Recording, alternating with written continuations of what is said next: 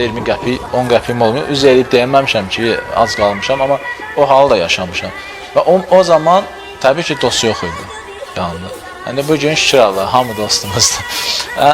Belə, bu həyatın qanunudur, Ülkənin xanım. Mən heç kimi qınamıram bu barədə, heç bir dostu da qınamıram. Çünki bu ümumiyyətlə qanun budur, qayda budur. Düzünü deyim, paxıllıq edənlər varmı?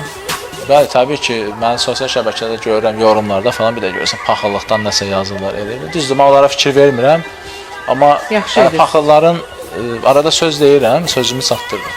Yəni, insan, o deyir, bərk qaçan atın ayağının tozundan danışarlar. Yəni, bu şeylər, o qədər talar sözlərimiz var, itirər, karvan keçər.